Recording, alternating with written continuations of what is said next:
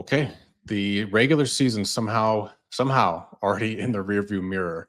Absolutely wild. So here we are. It's December.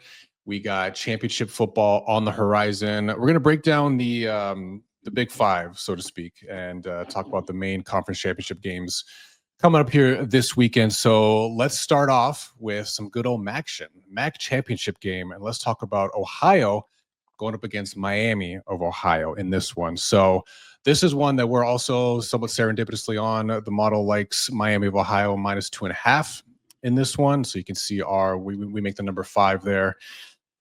Seth, these two teams played several weeks ago, back in October.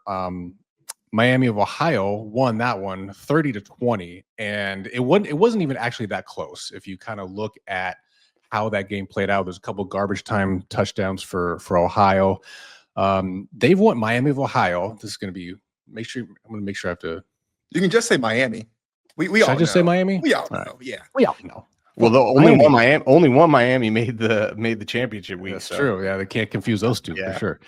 Ironically, this is the only Ohio team to make the championship game. Who had that on their bingo card? Ooh, another zinger. Yeah, that's a good one. I like that. No Ohio State. I know. So Miami has won 7 straight now coming into this championship game here. So Seth, yeah, given that the model sees some value on Miami, where do you think that's being picked up at from and what the data are saying, and how do you see the game script kind of flipping so that we get a cover in this one? Yeah, this one's a little bit interesting. Like you said, these teams have played each other. They're familiar. Obviously, I don't know if these are considered rivals, but obviously both in Ohio. Miami of Ohio, 86 passing offense, 108th rushing offense. Ohio, 88th passing offense, 35th rushing offense. Both of these teams are kind of going to be targeting the other team's weakness. Miami of Ohio is the 86 passing offense, like I just mentioned, and they're targeting the defensive of Ohio at a 6% pass rate over expected. So I think both of these teams are really going to just kind of be trying to hone in. So Miami of Ohio is going to be trying to throw it, and Ohio is going to be trying to run it. So it's going to really be who kind of wins that battle. Now, I think from an analytics standpoint, what is the model picking up? What is the matchup picking up here? Is strength of schedule. These teams, might play in the same division, but when it comes to strength of schedule, they've had very different goes. Miami 79th, Ohio 122nd. So when we're looking from that perspective, we see Miami, take the cake, so to speak. And then when we look at adjusted EPA, we see something similar: 26th for Miami of Ohio and 35th for Ohio. So again, they may have some similar looking statistics, but when you pull, the curtain back and adjust, Miami's definitely had the, let's say, harder schedule and a little bit of a, tougher opponent. But again, this is a short spread. And we don't want to fool ourselves here. I mean, Ohio can definitely win this game. And I think if they win the game, when you're talking about game script, I think that happens on the ground a lot more. 35th rushing offense in our database. So, Miami is only the 72nd rushing defense. So, I mean, if they are able to run the ground and have success, I think that's where you see the model get this wrong. But I think Miami of Ohio's kind of been able to throw the ball a lot. And I think they're going to be able to do that. And they're going to be leaning on that here.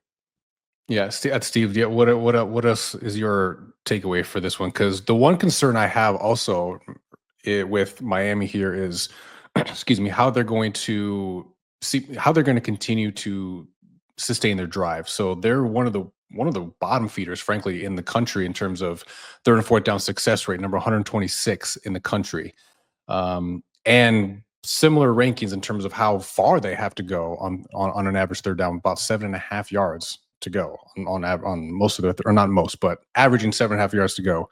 Sorry for me to talk today. So is that something where you see, to Seth's point as well, that that's going to be part of the solution and or concern for Miami of Ohio here? Or what's your takeaway?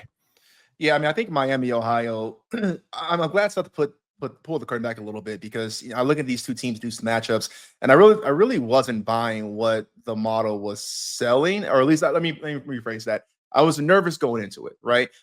We did see Miami, Ohio beat Ohio 30-20, like you mentioned, Kev, earlier this year. We all know how hard it is to beat a team twice in 1 year. But the one thing that Miami does is they they just win, right? I mean, obviously they're in the conference game, they win.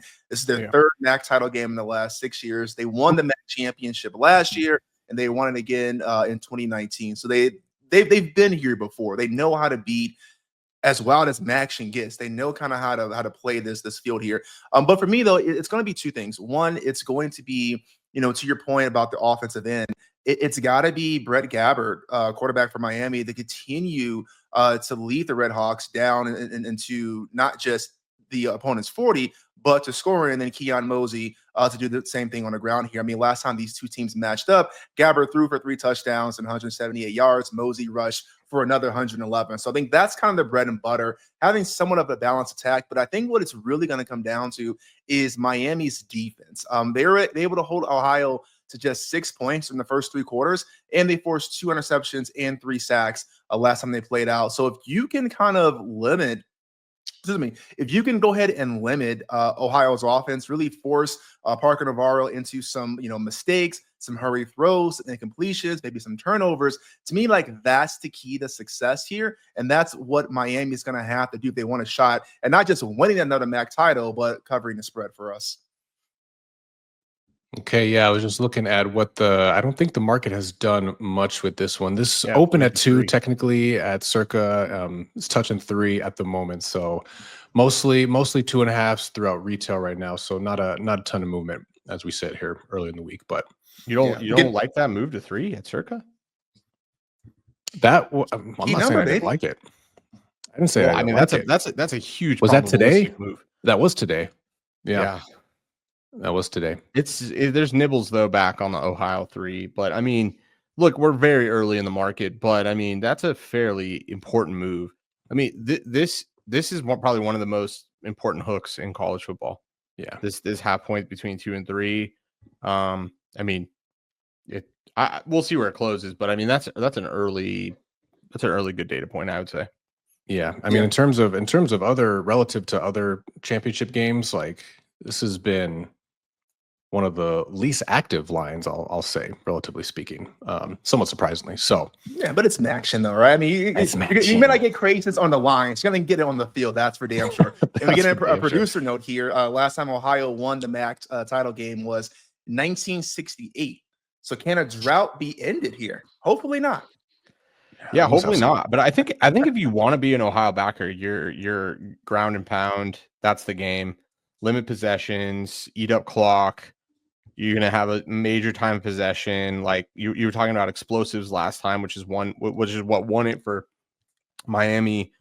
I think that's the game script if you want to be an Ohio backer here. But yeah, I think you're getting just superior talent. You're getting a harder schedule in Miami. So I don't know. I mean, I think the 2.5 is key if you're going to bet this for Miami. Yeah, it's a good spot to be in for us for sure. So, all right, that should be a good one. It's we'll see. Like you said, Steve, the Maction always delivers. So we're hoping Miami delivers specifically. So